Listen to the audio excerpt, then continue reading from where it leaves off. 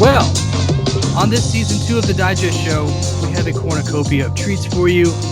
Notwithstanding some bonus material, we couldn't help but try and come up with some creative ways to give you guys more content. And we thought, what better way than do a sidestep, take a back seat to movies, and talk about some great television. Josh, one of our favorite shows of all time, our first pick, David Chase's genius creation, the dawn of the television anti-hero, the post-pre 9/11 middle class, upper class America picture. The Sopranos is the first show we're tackling. How we're going to do this? One episode per season. We're going to do kind of a retrospective per season of each show we're going to do throughout this year. And Josh and I just finished up season 1 of The Sopranos. Woo! Not on! Not on! You know what I did? What's that? I woke up this morning and I got myself a gun. Okay. I got my son a set of golf clubs, but a gun. Just saying, man, that theme song, it gets in there. It gets in that a lot head. of shows at a certain point, I skip the intro. I do not skip this one. No. Give it to me. Man, this is I'm excited for this new thing, these TV apps that we're doing, short, sweet, having fun with it. And like you said, what a TV show to start with. Probably one of the, if not the best TV show of all time. I mean, this one's got a little bit for everybody, you know? There's a few big heavy hitters I'm not as familiar with, but for me, this is the best show I've ever seen in my entire life. Sure. I think I agree. I mean, I think definitely for me, the way I always say it is it's the best non-comedy. Like pure comedy, because I believe there's another TV show that is the best comedy, but The Sopranos non-comedy is the best show I think I've ever watched. Well, the best part of it is that it's also fucking hilarious. Yeah, it is.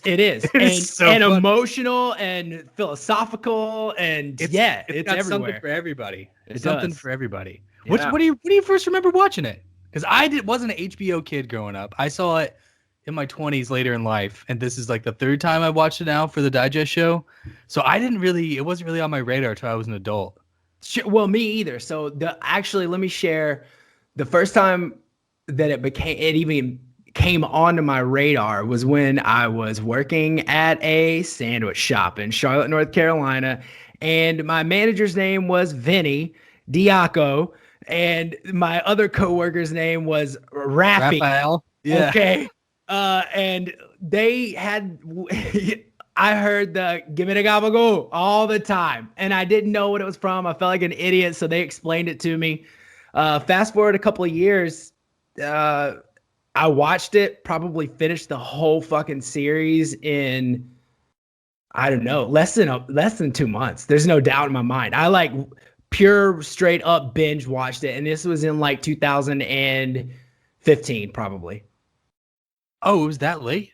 It was a late one for me. Yeah, man. Because after you and I had met? Yeah, for sure. Because it was for me too. Yeah. I went into a phase where like I knew I wanted to watch it and I knew it was going to be really good. So I kind of put it on the side and like just kind of saved it. And then I devoured it. And now I'm devouring it again. And the hands are flying and the quotes are flying equally in my house now. You know, it's great.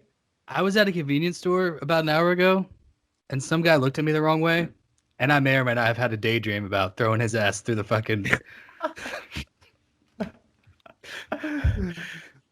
Do you remember the good old days when you could watch an entire television show in 2 months and not feel bad about it because your main things in life were pizza and working a 30-hour-a-week job? Those are the golden days. Yeah, those were the golden days. Yeah, those were the golden days. Let's focus back on the show. Yes, let's do it. If anything, this show is about a family, that being the Sopranos family. So let's do a little loose Shibuya roll call for a featured segment on this episode. Let's meet the fam. Shibuya. Let's start with the show's lead character, Tony Soprano. Meet Tony Soprano. This performance is astonishing. Everybody knows it. What are you gonna say? But I think that for me, when I start watching it again, the details are what his breathing, how he labors through his breathing and his nose throughout the series. His size gets bigger and bigger.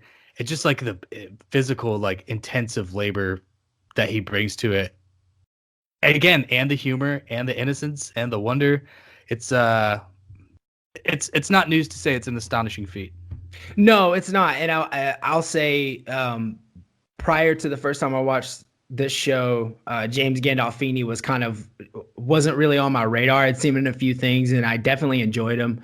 But when you watch this show, you get this sense of like, holy cow, this guy. Like, I mean, it's one of those times when we've referenced it for other actors in the show before, where they just embody a character so fucking much that you're like, they didn't cast anybody to play Tony Soprano. They just found Tony Soprano. And but equally though, being the special features guy that I am, watching some of the interviews in the special features, it even more accentuates how impressive he is on screen, because his demeanor is just way different when he's not that character, when he's just James Gandolfini. It's interesting though when you do, like, I don't want to get too tabloidy about it, but the production of the show later especially was fraught with starts and stops and drama, and it's mostly about him not showing up to work. I mean, he was going through a really rough time. I mean, he was going through some shit, clearly, but this one story I saw was a Charlie Rose type, and I believe it was exactly a Charlie Rose type interview. Not that we can talk about him anymore, but he's discovered a love of acting when during an acting class he literally lost his shit and like destroyed a classroom, and the teacher was like, yes. So like he does understand this type of, you know, hyper masculine, intense physical attitude and nature that he brings to the role, seen in obviously in violent altercations with, you know, hits and things like that, but also with his fucking therapist and his wife. And it's a very physical, intimidating performance. But then he's the pool. And he's in the pool, waist deep, like wandering over a flock of ducks. With these ducks. Yes. Again. Yeah. The absurdity of Tony. I mean, but speaking of his wife, right? Yeah. Let's move on to Carm. I think she might be my sturdy. I think she might be one of my favorite, like top. Take Tony out, obviously. I love Artie Bucco. Like he just has he has a very special place in my heart. But Carm, what a performance. Like, oh my God, she's amazing. Amazing performance. I also am fond of Carm. I think sometimes I'm like, because you know Tony's perspective and you're listening to her react to him and you're like, okay, just chill out a little bit. It's not exactly like what you think, for real. And it's like, you know, he's trying to tell her something and he's like, what are you doing? She's like, I'm just getting my glass ready to throw my wine in your damn face. Like she's ready to go at it. Like she knows any moment that he says, I got to tell you something, could be something really fucking bad. I love that reference. There's two other Carm references as we start to meet these characters in this first season that kind of like paint a picture of how she understands but is reluctant, but is understanding of the world she lives in. It's after the assassination attempt midway through this first season. And he's laying in bed and Tony and Carm are having an argument. And he's like, I took a fucking oath, Carm. I can't like take this plea bargain. Yep. And she looks at him and she goes, what are you, a kid in a fucking treehouse? Yeah, And then during the raid scene, when they're cleaning out the house, she is calmly handing him the guns and the cash from the attic. She's a fucking gangster's wife. She fucking is. She's a gangster's wife, and she knows it. And that's one of the best parts about Carm's character is how she wrestles with the fact that she is this religious person who wants to do right, but you completely chose a life that you're very, very well aware of, and you know it. You know, and she's dealing with that through the whole show. So that's one of the fun dynamics with Carm. And again, you just can't heap enough praise on Edie Falco. I mean, this show is one of those shows that helps define, I mean, it's going to define certain actors for the rest of their lives, you know, and this is one of those for her. But again, she just keeps rolling, you know, she's a killer. Yeah. Yeah. I think the best segue to that, to the next big, strong soprano female character on the show, and that's Mrs. S. Because I was thinking you were explaining the world that Carm knows she's in. and Carm met resistance from the beginning of their marriage. She talks about Mrs. Soprano, Olivia Soprano, was like, Tony's gonna get bored with you. Like, she's this tough, badass, crazy lady. That's Telling her from the get-go, this shit's. Do you know what the Liv's not a gangster's wife, Liv's a gangster. And there's a difference, right? Like, I'm serious, dude. Come on. Carmela is a gangster's wife. Livia is a fucking gangster. She's got her hand up Junior's ass, talking through his mouth. She knows, and she lived with a bona fide gangster in his own right, Tony's dad.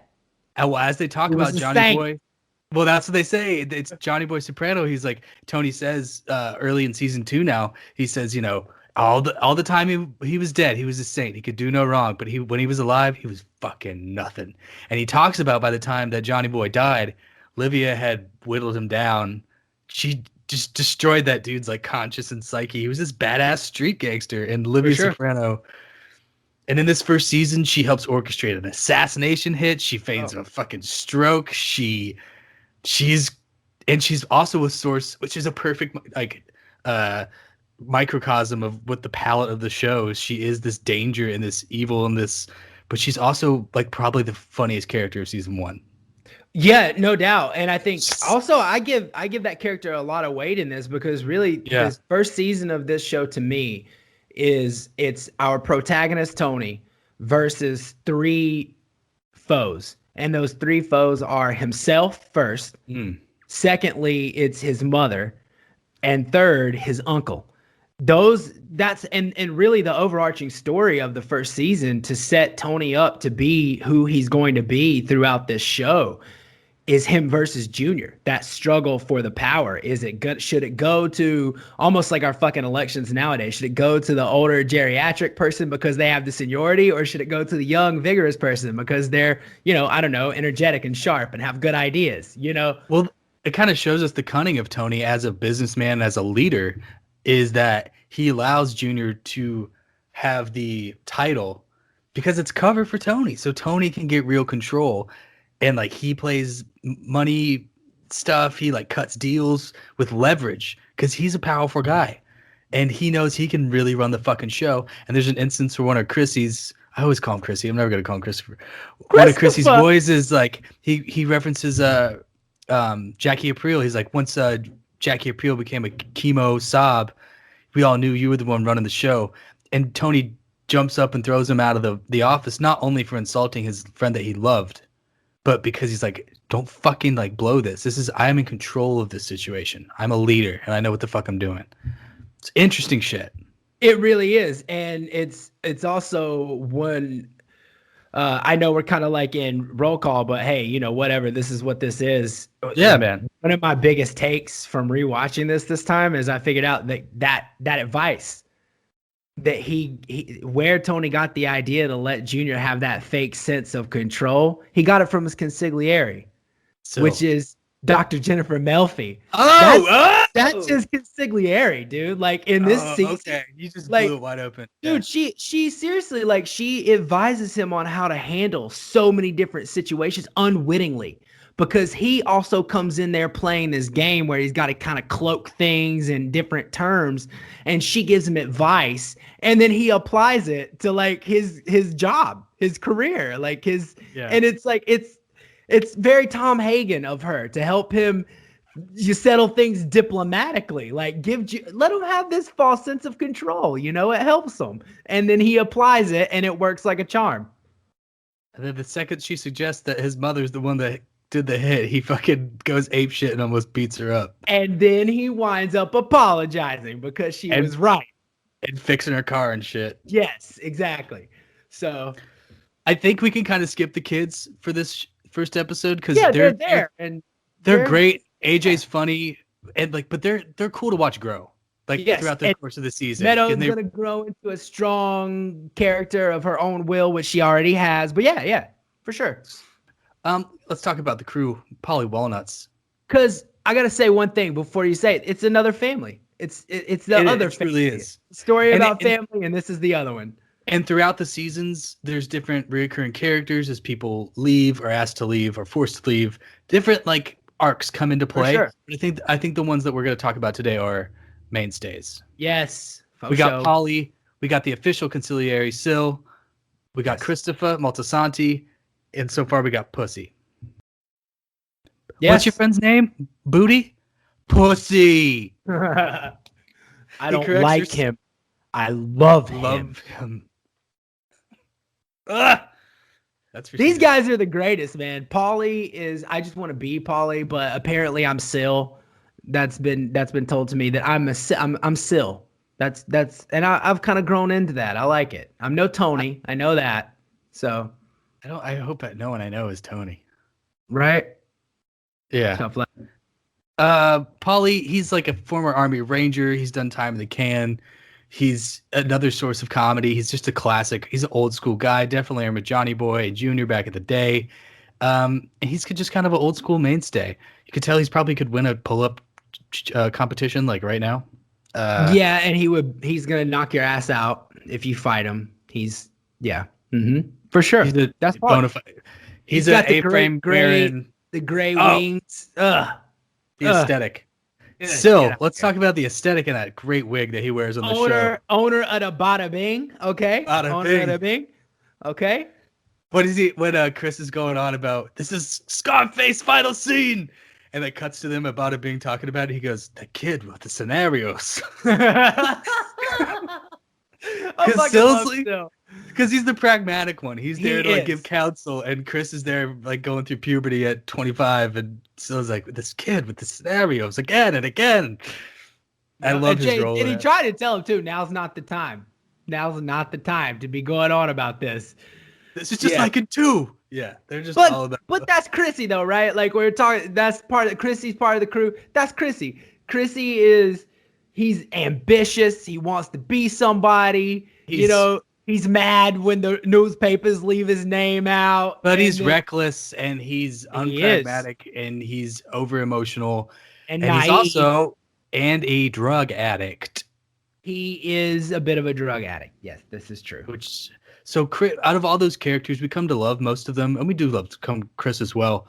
But nobody quite has the arc that Chris does. And so to meet him in this first season, he's like a son to Tony, you know? So his dynamic character, you get frustrated with him because you'll love him like you love everybody else. But he's the one that's going to make the most dramatic mistakes. He's kind of like the Sonny of the gang. Like he's very from the hip. He's emotional. He's got a temper. And he's got a long way to fucking go. So it's interesting to meet him in this first season. He does, and it is funny that you said his character has a lot of arc because his character wants his characters to have arc. The scenes, he's like, if you go into it coldly, like not knowing what's going on, and they do these like roundabout scenes from behind the computer, and he's like smoking his Marlboro Reds, and you think it's gonna come around, he's gonna be working on like this moment, and it says like something spelled wrong, and it's one line of dialogue. Oh goodness, I know. But that character goes on. That actor Michael Imperioli, he goes on to direct like many episodes. Right, he's a talented guy. He is, and he's also got this like around like 2010-ish, he had this look going on that I'm kind of going for in my like late 30s. But I want to go for the long hair and the mustache. It's gonna be he's got the ponytail, didn't he? Yeah, he had it going for a while. But then there's Pussy, right? You know, Mr. Big Pussy Salvatore. Papacero, you know? Yeah.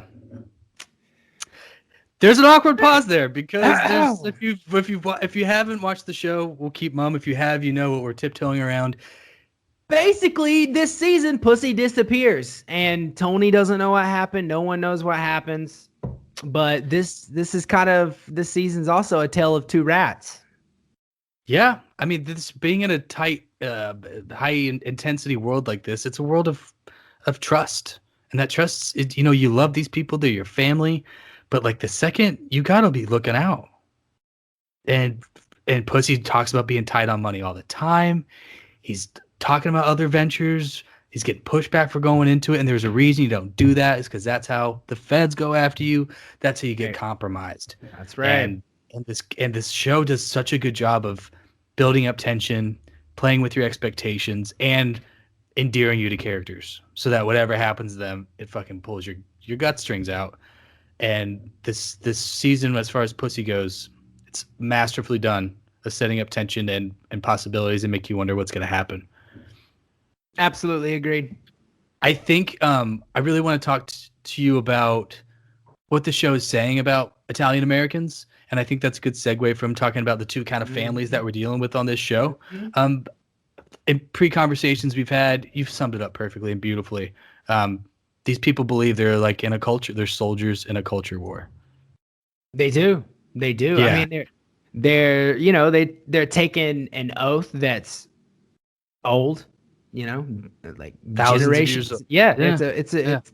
this thing has been happening for a long time, and they like there's a moment deal goes bad and Tony's there with I think it's Chris and Paulie, and they're trying to break a Jewish guy to get portion of a hotel, and and they're kind of, one of them was poking fun at him for his culture, and the guy, rightfully so, is defending himself and saying, hey, you make fun of my culture, but look at my culture. We've been here on this earth since history, and we've persevered, and we're still here. Where are the Romans? Where are the Romans? And Tony right looks fucking here, motherfucker. You're looking at them. You're right looking fucking at here. Yeah. Yeah. I mean, it's that. They think of themselves that way as the great Roman Empire, and they fight that way, But something that you said though, which is the juxtaposition here, is like you said that this show does a really good job of making of endearing you to the characters, is because they put this mafia La Cosa Nostra shit through the lens of showing up with pizza and a 6-pack of Coke and sitting down on the living room floor and playing the video game with your son. And it's like in turn modern, of the century America. Yeah. And it's very family oriented. Like Pussy, for example, is in trouble because he's trying to pay for his kids to go to like, these fucking kids go to like good schools, and that shit costs a lot of money. And he's like trying to, and that's the crazy thing about the show, is it puts all of that hard-nosed mafia stuff through the lens of like family, like not the family, but the like household family, and that's the cool part. And the fact that the Soprano family in general, like they're eating fine.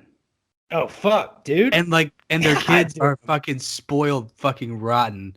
So Tony is this like badass gangster guy, and he comes home and his wife knows he's got a Gumar and he's seeing a psychiatrist. And then his kid's like talking back to him, and his daughter's like outmaneuvering him in a grounding situation. It's like a gangster show, but it's a sitcom, and it's exactly soap opera, but it's a family show, and it's like, yeah. And therein lies one of the most beautiful things about the show, is it is like a sitcom, unlike any other hour-long drama that you would typically watch. This one feels more sitcom-y because it's put through the lens that sitcoms are normal, like around the kitchen table shit.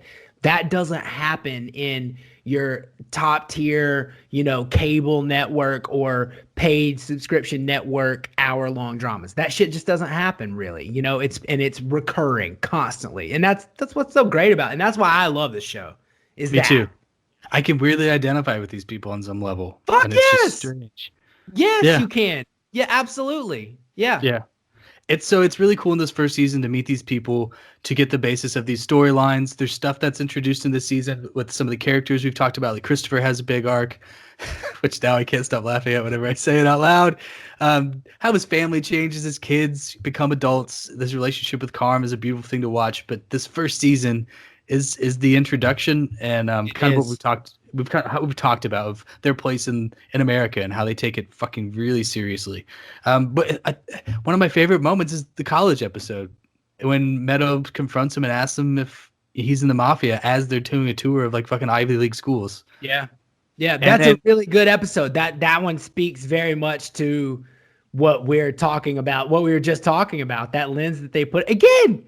This is like the fucking boss of a crime family that literally like kills people, beats them up, extorts them. On the trip that we're talking about, he does. Yes, but he's taking his daughter to tour. Like I was watching an episode the other night, And I was talking to Victoria. I was like, one of the things that bother me about Carm is she's always ragging on Tony for being a bad father. Like, you're a bad father. And I'm like, I'm like, Tony is a better father than like a great percentage of fathers that are the ones that are even present in their kids' life. Tony is like, he apologizes to his children in this show. Like, fathers, a lot of fathers don't do that shit, you know? Hell. So that's one thing for sure.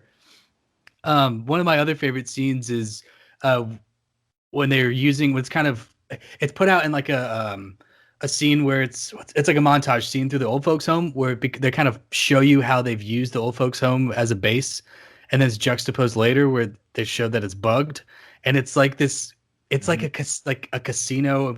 By casino, I mean the movie. Yeah. It's like a casino montage with like this badass rock music playing, but it's at an old folks home, and they're like hiding guns and shit. And it's just again an example of the world being put into 21st century upper class middle America.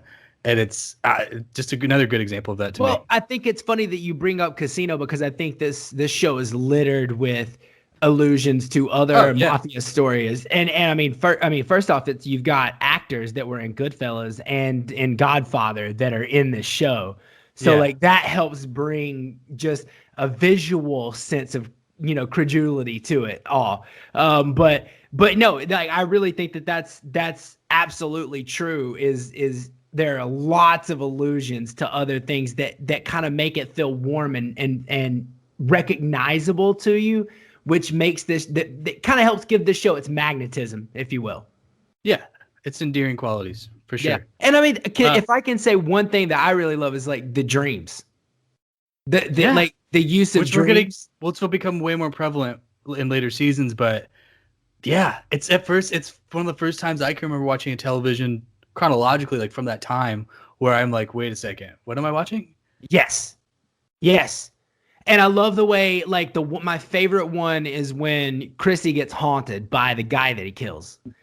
And they do this great shot where it's like the camera is on a roller and it's panning. It's on a track. And then they've put Chris on the platform track too. So it's like he's just floating through the room in front of the camera. And it's just this great shot. It's very realistic. My favorite, like, single shot, I think there's 2 dream sequences in in Melfi's office.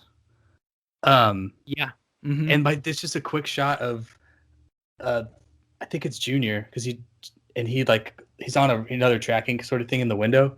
It's super creepy. Mm-hmm. You just see him roll through the window. It's just very realistic to me. We didn't really talk about Melfi. You want to touch on her before we?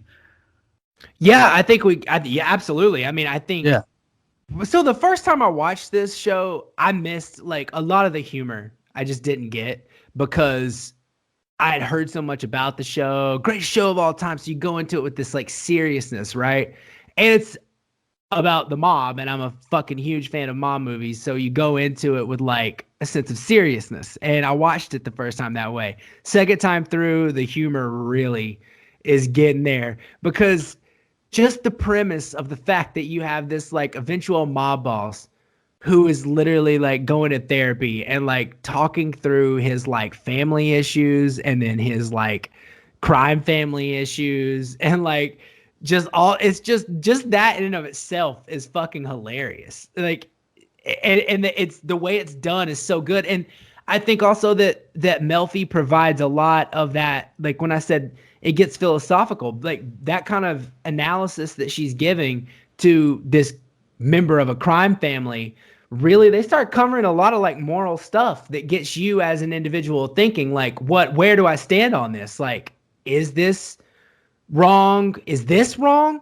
Okay, that's wrong for sure, but is this really wrong? I mean, they kind of got to get a reason, you know? It just gets you in your headspace, which I enjoy.